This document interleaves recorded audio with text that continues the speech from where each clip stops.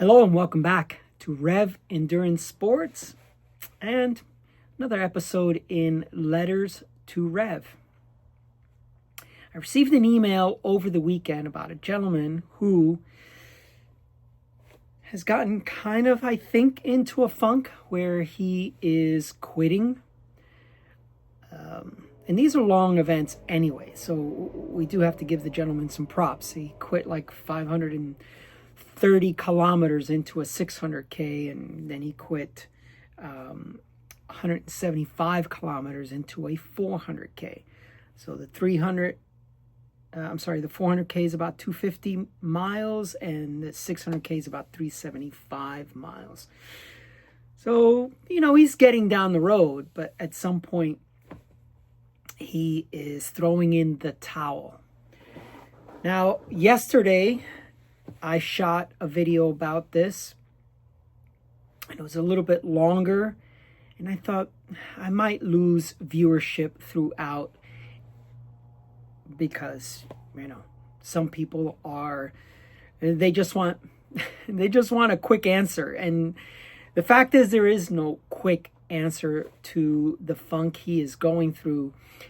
And there are times you just get into, pardon the pun, a cycle of did not finish DNFs. So I'll try to make a shorter video this time, but as many of you know, and if you've been watching my channel long enough, you know I abhor giving a short and quick answer to just about anything, because there are so many, well, it depends, and there are so many nuances as well. But let's address a couple of things. Sometimes it's okay to pull out of an event. And an example of that would be you've got something bigger coming up, and you're just going to continue to degrade and destroy your body finishing this event when 2 weeks later you have another event, or you have a longer event, and you may not have enough time to recover. Sometimes weather, it's too cold, it's too hot, it's raining too much, or something like that. And then sometimes you have a mechanical. I remember breaking a handlebar in a crash once. That's it. You break your handlebar, what are you going to do, right? So sometimes it's okay. And you have to be okay with that. You have to have the mindset of, I did the best that I could with my fitness, my nutrition, my equipment, whatever it may be. And then there are times you just have to harden the fuck up.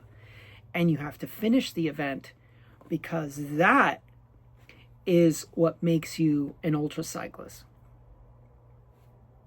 This is geared towards ultra cyclists because this gentleman is doing 400Ks and 600Ks and stuff like that. But this could be a century. It's the same mentality. It's just time and distance is the only differentiating factors between someone doing a 400K, 600K, 1200K or more, or a century ride or a 50 miler, right? And there are times I've turned around on a training ride because I'm looking, I was supposed to do this big loop, and I look at my power numbers and it's like, it's just not going to happen today. I'm not holding sustainable power up these climbs. This is not a good training day. I'm probably getting sick. I probably had an elevated heart rate, maybe. Look at some of these other factors and just say, look, today is not the right day. For example, I've been sick now for a week. Today's Tuesday. I've been sick for a week. And I've been coming in for like an hour or two and going home. I just have not been able to do a complete shift. So Tuesday to Tuesday, it happens. You may be getting sick, so it's probably okay. Let's go back to the HTFU, harden the fuck up. There are times you just have to push through it. And that is where you find yourself. That's where you find your limit and you push past it. So it will depend. One of the things he mentioned is he DNF'd on an event when I guess he had spoken to his wife, and his wife said, well, why don't you just take a breather for a little while and then get back on? That is sage advice. Sometimes that can save your event. The 1200K that Tommy and I did in Colorado the first day, just so much heat. Tommy had a tough day, but that's what we did. We sat out for a little while. We got in the shade. We got him some water, to bring his core temperature down. And we just sat in the shade and we just relaxed for a little while. And then we were able to finish out the day. So sometimes that's what you have to do. Now, since we are talking about brevets, for those that are not familiar with them, the average pace per mile is actually quite generous to complete these events. So for example, on a 600K, you get 40 hours.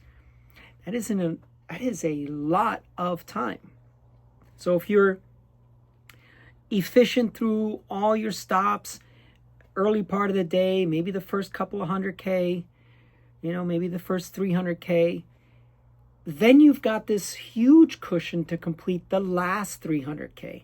A lot of these courses are set up where, at least the ones I've been experiencing of late, there's the 400K, a sleepover, hospitality room. Someone even was generous enough to offer their home on one of the California 600Ks I did.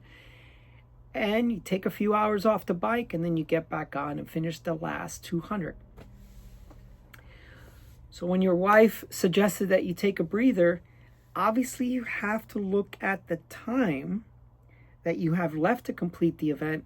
But if you've got, let's say, 10 hours to do the last 200K, well, you got a 12.5 mile an hour average speed to finish it. So sometimes you have to look at your time, or let's just say, look at your goal and the time, and you say to yourself, I didn't make my goal. That's okay, but I'm going to finish, because the primary objective of lining up at an ultra is to finish. Achieving a goal time, placing, or beating one of your mates, all of those things are extra. They're gravy. They're a cherry on top. They are something that comes after. Ready for this? You got to be in it to win it. You have to finish first, and then everything else can fall into line. So this is a very short version. If you folks want a longer discussion about it, maybe what we could do is make it a topic on the podcast that I do with John, which is called Just Two Guys Talking, because that's what we are. We're not experts in any particular field. We're just bike geeks, bike nerds. We have a passion for cycling. So we're just two guys talking. That's the podcast. And so if you're interested in hearing more about my ideas about how not to DNF, when is a good time to DNF, and look, you learn so much from a DNF. That's the other thing. You learn more from a DNF than you'll ever learn from your successes. I mean, you could say, oh yeah, I had a successful run at this, so what did I do? And you try to analyze some of the stuff you did so you can repeat that process. But a lot of times when you DNF, it's pretty clear and it's pretty evident the things that you could have worked on to have a better end result, whatever that is. As I said, finishing, placing, beating one of your mates, beating one of your own previous personal best, personal records. So let's have a longer discussion about this, because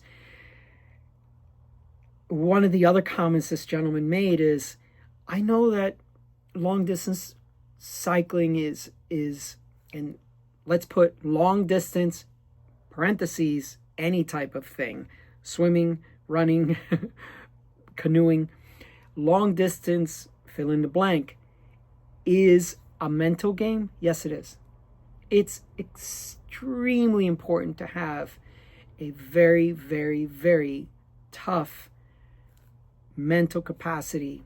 And that mental capacity for completing these events, or the appetite to even register for these events, is having past successes. And I talk about that a lot. But we're going to leave it here because I want to keep it short, and I want to get some discussion down below. And if you want to see much longer content on this, or even several episodes of this, please make a comment down below. To the gentleman who sent that email in, thank you so much for considering and even just putting any value in my opinion. I have done a lot of stuff. I have suffered quite a bit. So that makes me uniquely qualified to tell people, look, it's okay to DNF, although I've got very few of them. But it's also what makes me a pretty good coach, because I've made a lot of mistakes along the way. So anyway, that is all for today. Please like and subscribe, and we'll see you up the road.